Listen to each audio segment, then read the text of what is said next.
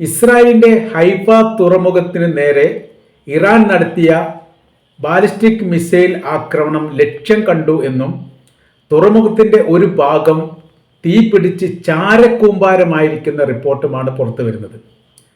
ഇറാന്റെ തെഹ്റാനിന്റെ റിഫൈനറിയോട് ചേർന്നുകൊണ്ട് വലിയ ആക്രമണം നടത്തി അവിടെ തീപിടുത്തവുമായി ബന്ധപ്പെട്ട കാര്യത്തിന് വലിയ പ്രാധാന്യത്തോടു കൂടി പടിഞ്ഞാറൻ മീഡിയ റിപ്പോർട്ട് ചെയ്യുന്ന സമയത്ത് ഈ ഭാഗത്ത് നടക്കുന്നത് ശക്തമായിരിക്കുന്ന ആക്രമണ പരമ്പര തന്നെയാണ്. ഹൈപ്പർസോണിക് മിസൈൽ ഉപയോഗിച്ചുകൊണ്ടാണ് ഹൈഫ തുറമുഖത്തെ ആക്രമിച്ചത് എന്നും പ്രതിരോധ സംവിധാനമെല്ലാം തകർന്ന് തരിപ്പണമായി ഈ ഭാഗത്ത് വലിയ തീക്കൂമ്പാരങ്ങൾ തന്നെയാണ് കാണാൻ വേണ്ടി സാധിച്ചത്. ഒരു ഭാഗം അങ്ങനെ തന്നെ ചാമ്പലായി കരിഞ്ഞു പോയിരിക്കുന്നു എന്ന തരത്തിലുള്ള റിപ്പോർട്ടാണ് പുറത്തു വരുന്നത്. ഇസ്രായേലിനെ സംബന്ധിച്ചിടത്തോളം അവരുടെ ഏറ്റവും വലിയ തുറമുഖമാണ് ഹൈഫ തുറമുഖം. 3 തുറമുഖമാണ് പ്രധാനമായിട്ട് അവിടെ ഉള്ളത്. ഒന്ന് ഹൈഫ, രണ്ടാമത് അഷ്ദോദ്, മൂന്നാമത് എയ്ലാത്ത്. മെഡിറ്ററേനിയൻ കടലുമായിട്ട് ബന്ധപ്പെട്ടതാണ് ഹൈഫ തുറമുഖവും അഷ്ദോദ് തുറമുഖവും. ചെങ്കടലിന്റെ ഭാഗവുമായിട്ട് ബന്ധപ്പെട്ടതാണ് എയ്ലാത്ത് തുറമുഖം.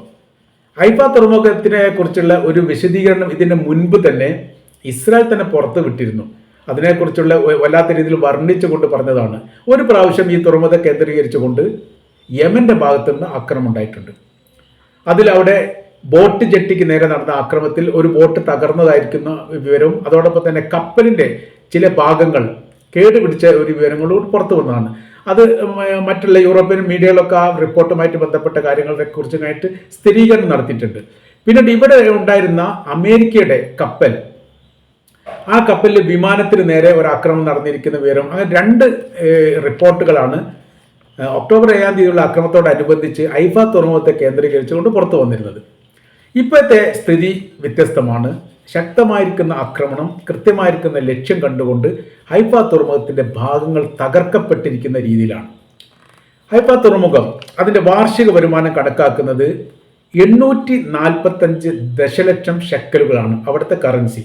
അത് 244 ദശലക്ഷം ഡോളറാണ് ഇവിടെ നിന്ന് ഇവിടെയുള്ള വാർഷിക വരുമാനമായിട്ട് ഏകദേശം കണക്കാക്കുന്നത്. ചില വർഷത്തിലൊക്കെ അതിനേക്കാൾ ഒരുപാട് കൂടുന്നുണ്ട് എന്നുള്ള റിപ്പോർട്ടുണ്ട്. 77.77% കണ്ടെയ്നറുകൾ ഇറക്കുമതിയുമായി ബന്ധപ്പെട്ട കാര്യത്തിലൊക്കെ ആശ്രയിക്കുന്നത് ഈ ഹൈഫ തുറമുഖത്തെയാണ്. രാജ്യത്തെ മൊത്തം ചരക്ക് ഗതാഗതത്തിൻ്റെ 36.4% ഈ തുറമുഖം വഴി, അതായത് ഹൈഫ തുറമുഖം വഴിയാണ് നടക്കുന്നത്. 22.2 ദശലക്ഷം മെട്രിക് ടൺ ചരക്കുകൾ വർഷാന്തം കൈകാര്യം ചെയ്യുന്ന ഇസ്രായേലിലെ ഏറ്റവും വലിയ തുറമുഖത്തിൻ്റെ പേരാണ് ഹൈഫ തുറമുഖം. ഈ മേഖലയാണ് ഇറാൻ തകർത്തിരിക്കുന്നത്. എന്ന് വെച്ചാൽ അവരുടെ ഞെട്ടലിന് തന്നെ മുറിവേറ്റിരിക്കുന്നു എന്നുള്ള തരത്തിലുള്ള റിപ്പോർട്ട് തന്നെയാണ് ഇപ്പോൾ പുറത്തു വരുന്നത്. അപ്പോൾ പല ഘട്ടങ്ങളിലും ഈ റിഫൈനറിയുമായിട്ട് ബന്ധപ്പെട്ട കാര്യങ്ങൾ, പെട്രോ കെമിക്കൽ ബന്ധപ്പെട്ട കാര്യങ്ങളൊക്കെ ആക്രമിക്കുന്ന സമയത്ത് വലിയ തീപിടുത്തങ്ങൾ ഉണ്ടാവും. ആ തീപിടുത്തങ്ങൾ ദിവസങ്ങളോളം നീണ്ടു നിൽക്കും. പിന്നീട് അത് കെടുത്താൻ വേണ്ടി സാധിക്കും. പിന്നെ അങ്ങനെ ശാന്തമായി പോകാറാണ് സാധാരണഗതിയിൽ പതിവുള്ളത്. പക്ഷെ പോർട്ടുമായിട്ട് ബന്ധപ്പെട്ട കാര്യത്തിൽ തകർച്ച ഉണ്ടായാൽ അത് നൂർത്തിയെടുക്കുക എന്ന് പറഞ്ഞാൽ വലിയ പ്രയാസമുള്ള കാര്യമാണ്. വലിയ സാമ്പത്തിക നഷ്ടം മാത്രമല്ല, ഇവിടെ ഏകദേശം 2000-ലധികം തൊഴിലാളികൾ ജോലി ചെയ്യുന്ന ഒരു മേഖലയാണ്. ഈ മേഖല ഇപ്പോൾ അടച്ചിരിക്കുകയാണ്. മാത്രമല്ല ഇവിടെ ഈ ഭാഗത്തേക്ക് പ്രവേശിക്കുന്നതെല്ലാം പോലീസ്, ഈ സൈനികരുടെ നിയന്ത്രണത്തിൽ വളച്ചു കെട്ടിയിരിക്കുന്നു. ആ ഭാഗത്തൊന്നും ഇപ്പോൾ ആളുകളെ കാണാനില്ല. പരമാവധി ആളുകളൊക്കെ ഈ ഏരിയ വിട്ടു പോകുന്ന ഒരു സ്ഥിതിയാണ് ഉണ്ടായത്. ഹൈഫ തുറമുഖം എന്ന് പറഞ്ഞാൽ തങ്ങളുടെ ആത്മാവായിട്ട് തന്നെയാണ് ഇസ്രായേൽ കൊണ്ടു നടക്കുന്നത്. മാത്രമല്ല അവിടെ ഈ ടൂറിസം പ്രചരണവുമായിട്ട് ബന്ധപ്പെട്ട്, അല്ലെങ്കിൽ ടൂറിസത്തിൻ്റെ പരസ്യവുമായിട്ട് ബന്ധപ്പെട്ട് അവർ കാണിക്കുന്ന ആദ്യത്തെ തുറമുഖം ഹൈഫ തുറമുഖമാണ്. സഞ്ചാരികളെ വലിയ രീതിയിൽ ആകർഷിക്കുകയും വലിയ വൃത്തിയും വെടിപ്പുമുള്ള നല്ല സംവിധാനങ്ങളും ഹോട്ടൽ സമുച്ചയങ്ങളൊക്കെ ഈ മേഖല കേന്ദ്രീകരിച്ചുണ്ട്. അതിൻ്റെ കാര്യം എന്ന് പറയുന്നത് അവിടേക്ക് എത്തുന്ന കപ്പലുകളുടെ എണ്ണം ഏറെക്കുറെ തിട്ടമല്ലാത്ത വിധം ആയിരക്കണക്കിന് കപ്പലുകൾ വർഷാന്തം അവിടെ വന്നു പോകുന്നുണ്ട് എന്നുള്ളതാണ്. ഇപ്പോൾ ചെങ്കടലുമായി ബന്ധപ്പെട്ട വിഷയത്തിൽ ഏറെ പ്രതിരോധമുണ്ടാക്കുന്ന പ്രവർത്തനങ്ങൾ ഹമാസിന് ഇവരുടെ ഭാഗത്തുനിന്ന്, ഈ യമന്റെ ഭാഗത്ത് ഉണ്ടായതോടുകൂടി ഇങ്ങോട്ടുള്ള ഗതാഗതത്തിനും ചെറിയ രീതിയിലുള്ള നിയന്ത്രണം ഉണ്ടായിരുന്നു. എന്നാൽ അവിടേക്ക് അമേരിക്കയുടെ പടക്കപ്പലുകൾ വരികയും നിയന്ത്രണം ഏറ്റെടുക്കുകയും അതുകൊണ്ട് ഈ മേഖല ഏറെക്കുറെ സംരക്ഷിക്കുന്ന തരത്തിലേക്കാണ് പിന്നീട് പോയത്. മെഡിറ്ററേനിയൻ കടലുമായിട്ട് ബന്ധപ്പെട്ട മേഖലയുടെയൊക്കെ നിയന്ത്രണം ഇപ്പോൾ നിലവിൽ അമേരിക്കയുടെ സൈനികർക്കാണ്. അവിടെ യുദ്ധക്കപ്പലുമായി ബന്ധപ്പെട്ട കാര്യങ്ങൾ കാണാൻ വേണ്ടി സാധിക്കും. ഇവിടെ അവരുടെ നിയന്ത്രണത്തിലാണ് ഹൈഫ തുറമുഖയുടെ ഒരു ഭാഗം വരുന്നത്. എന്നാൽ അപ്രതീക്ഷിതമായിരിക്കുന്ന ഒരു ആക്രമണം എങ്ങനെയാണോ ഇറാനിലെ തെഹ്റാനിൽ ഇസ്രായേൽ ആക്രമണം നടത്തിയത് സമാനമായിരിക്കുന്ന അപ്രതീക്ഷിത ആക്രമണമാണ് യഥാർത്ഥത്തിൽ ഹൈഫ തുറമുഖത്തെ കേന്ദ്രീകരിച്ചുകൊണ്ട് ഇറാൻ നടത്തിയത്. അതോടുകൂടിയാണ് അത് അവർക്ക് പ്രതിരോധിക്കാൻ സാധിക്കാത്ത വിധം തകർന്നു പോയി എന്നുള്ളതാണ്. ഈ മേഖലയിൽ ഒരുപാട് ഭാഗങ്ങൾ തന്നെ കേന്ദ്രീകരിച്ചുകൊണ്ട് ഇത്തരം ആക്രമണങ്ങൾ മറ്റു രാജ്യത്തിൻ്റെ ഭാഗത്തുനിന്ന് വരികയാണെങ്കിൽ പ്രതിരോധിക്കാനുള്ള അയൺ ഡോം സംവിധാനങ്ങളെല്ലാം അവിടെ നിലവിൽ സ്ഥാപിച്ചിട്ടുണ്ട്. പക്ഷേ ഇതൊന്നും പ്രതിരോധ സംവിധാനത്തിൽ വേണ്ട വിധം പ്രയോഗിക്കാൻ വേണ്ടി സാധിച്ചിട്ടില്ല എന്നുള്ളതാണ്. ഇപ്പോൾ ഇറാനുമായിട്ട് ബന്ധപ്പെട്ട വിഷയത്തെക്കുറിച്ച് ഇസ്രായേലിൻ്റെ തന്നെ ചില പത്രങ്ങളിലോ വരുന്ന റിപ്പോർട്ട് പറയുന്നത് ഇങ്ങനെയാണ്: പ്രതിരോധ സംവിധാനത്തെ എങ്ങനെ തകർക്കണമെന്ന് കൃത്യമായ രീതിയിൽ ഇറാൻ മനസ്സിലാക്കിയിരിക്കുന്നു. ഒരു ബോക്സിൻ്റെ അകത്ത് ഏകദേശം 60ഓളം പ്രതിരോധ സംവിധാനത്തിൻ്റെ ആയുധങ്ങളാണ് ശേഖരിക്കപ്പെടുന്നത്.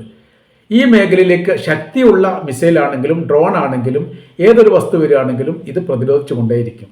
അപ്പോൾ ആദ്യ ഘട്ടത്തിൽ ശക്തി കുറഞ്ഞ മിസൈലുകളെ ഇവർ കടത്തിവിടുന്നു. അപ്പോൾ ഇത് കണ്ടിന്യൂ ആയിട്ട് ഇങ്ങനെ ആക്രമിച്ചുകൊണ്ട് ഇതിനെ തകർത്തുകൊണ്ടേയിരിക്കും.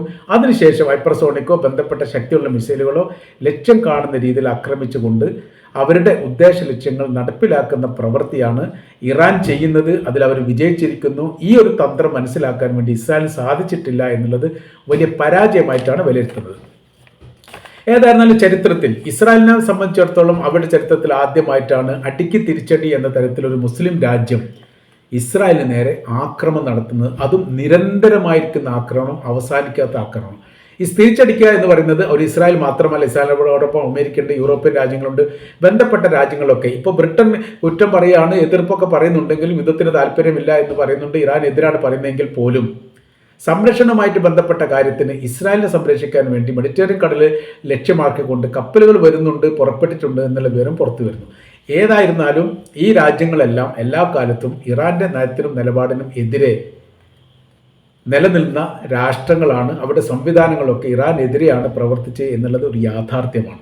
ആ ഭാഗത്തിലുള്ള ആ പ്രവർത്തനം അത് മുൻകൂട്ടി മനസ്സിലാക്കാൻ ഇറാന് സാധിച്ചിട്ടുണ്ട് എന്നതിനാൽ തന്നെയാണ് അവിടെ കൈവശത്തിലുള്ള ആയുധങ്ങളും ദീർഘദൂര മിസൈലുകളൊക്കെ ലക്ഷ്യം കാണുന്ന രീതിയിലും കാലോചിതരമായി മാറ്റുന്ന രീതിയിലൊക്കെ പ്രവർത്തന സജ്ജമാക്കിയത് എന്ന കാര്യങ്ങൾ വളരെ കൃത്യമാണ്.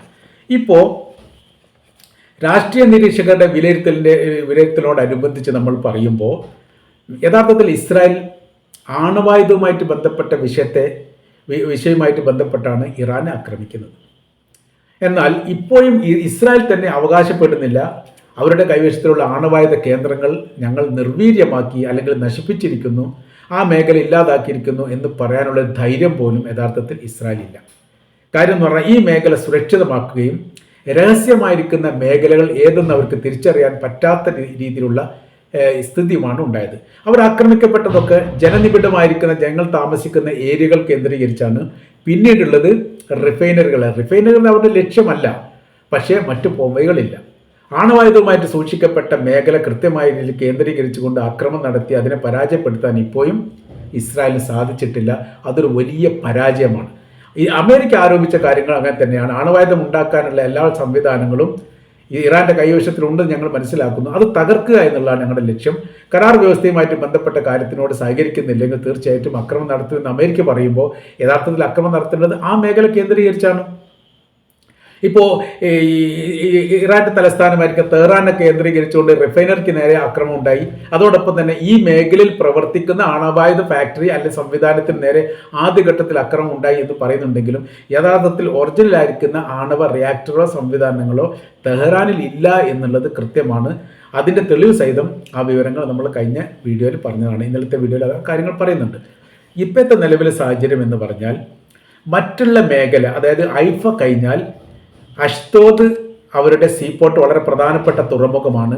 ഈ മേഖലയും എയിലാത്ത് മേഖലയും ഇറാൻ ലക്ഷ്യം വെക്കുന്നു എന്നുള്ളൊരു രഹസ്യമായിരിക്കുന്ന വിവരം ഇസ്രായേലിന് ലഭിച്ചിരിക്കുന്നു.